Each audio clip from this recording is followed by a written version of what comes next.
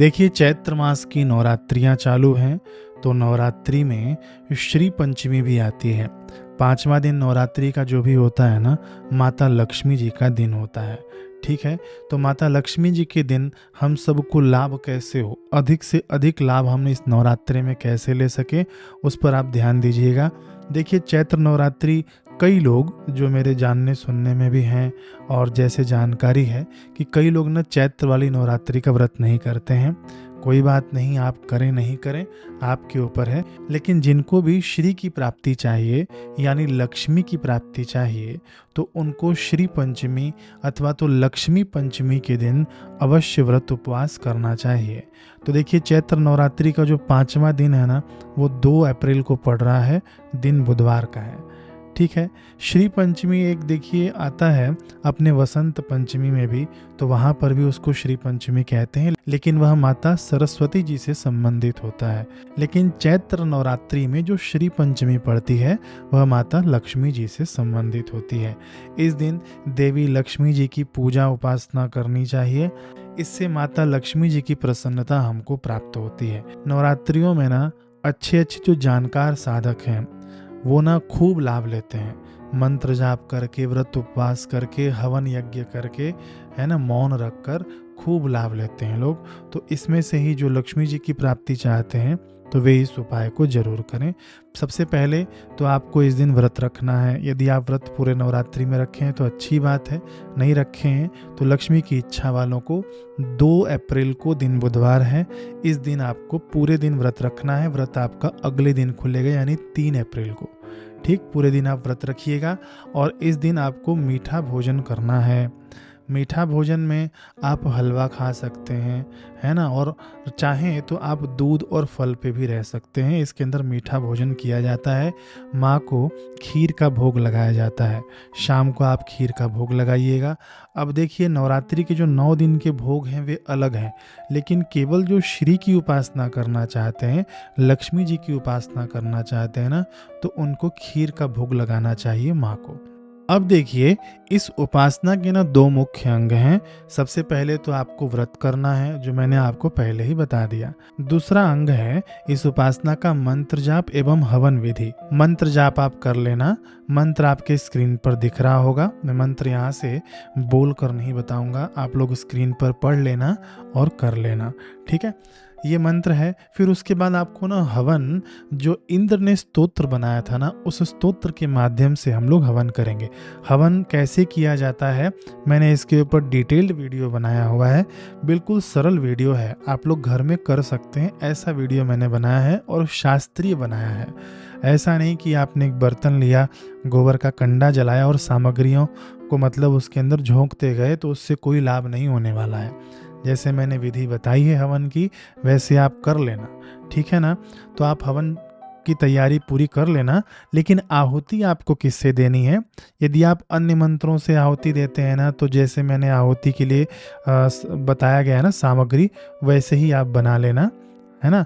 लेकिन ये जो मैं स्तोत्र पढ़ूंगा अभी, इसको आप सुन के जो आहुति देंगे, वो आपको खीर की आहुति देनी है। ठीक है, खीर की आहुति में शक्कर नहीं पड़ेगा, केवल दूध रहेगा और चावल रहेगा, उसका आप खीर बना लेना। समझ गए ना, गलती मत करना, इस वीडियो को याद रखना। मैं यहाँ से अब इंद्र ने जो माँ की स्तुति की, वह मैं आपको पढ़ के बता रहा हूँ। इसके माध्यम से हम लोग हवन करेंगे। बाकी यदि आप हवन करना भी चाहते हैं, तो इस स्तोत्र के बाद ना आप, जो मैंने मंत्र आपको स्क्रीन पर बताया जप करने के लिए, उससे भी आप कुछ हवन डाल देना। ठीक, अभी हम लोग स्तोत्र पाठ शुरू करते हैं। इंद्र उवाच नमस्तेस्तु महामाये श्रीपीठे सुरपूजिते शंख चक्र गदाहस्ते महालक्ष्मी नमोस्तुते स्वाहा।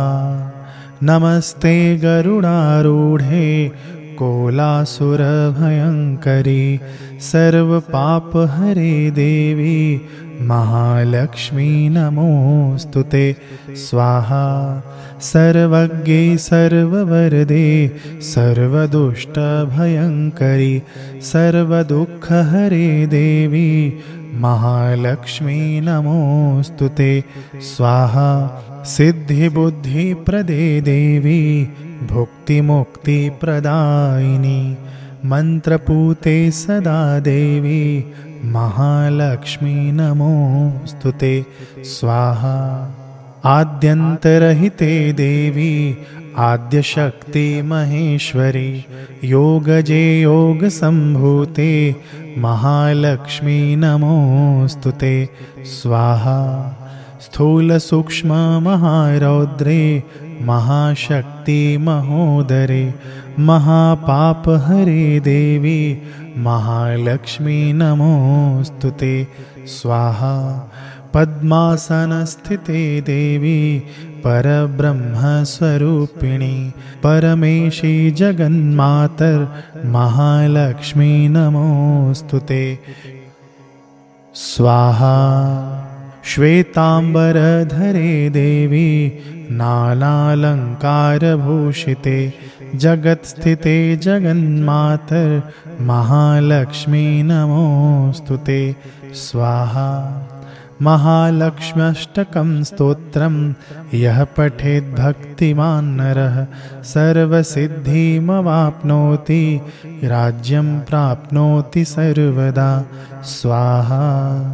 एककाले पठे नित्यं महापापविनाशनं द्विकालं यः पठे नित्यं धनधान्यसमन्वितः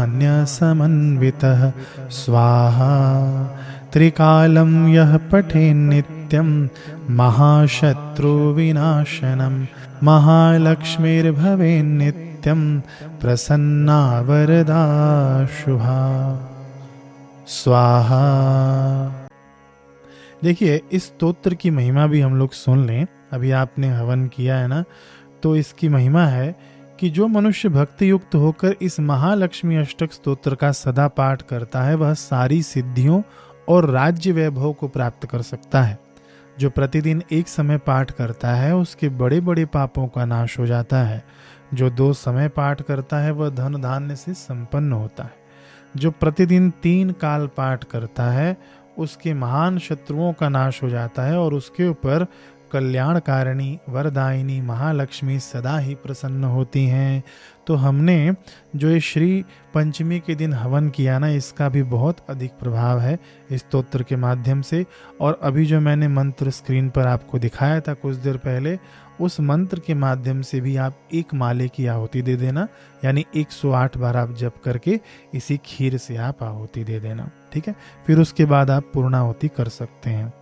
बाकी आप लोग हवन की विधि जरूर, जैसे मैंने बताया है, शास्त्रीय विधि से शॉर्टकट लिया है मैंने उसके अंदर, लेकिन पूर्ण शास्त्रीय ढंग से ही शॉर्टकट बताया है। आप उसी विधि से करिएगा, होगा आपको लाभ, जरूर लाभ होगा। क्योंकि ये नवरात्रियां ना आदि शक्ति माँ जगदम्बा के वाइब्रेशन से व्याप्त होती हैं। इनको आप फील कर सकते हैं, ठीक है ना। लेकिन कैसे फील कर सकते हैं? जब आप कुछ उपासना करेंगे तो तरंगे आपको फील होंगी कि हाँ, आदि शक्ति माँ जगदम्बा के वाइब्रेशंस इन 9 दिनों में बहुत ज़्यादा पावरफुल होते हैं। तो इसका आप लोग लाभ लीजिएगा और ये वीडियो औरों को भी शेयर कीजिएगा ताकि जिनको आवश्यक हो वे लोग ये कर सकें। मैं वीडियो 1-2 दिन पहले ही बना रहा हूँ ताकि आप लोग पूर्व तैयारी करके रखें। बाकी आपको कुछ पूछना होगा तो कमेंट में पूछिएगा, कुछ भी शंका हो। मैं चाहता हूँ कि इसका सभी लोग लाभ लें, है ना। मिलते हैं अब हम लोग अगले वीडियो में। हरे कृष्ण।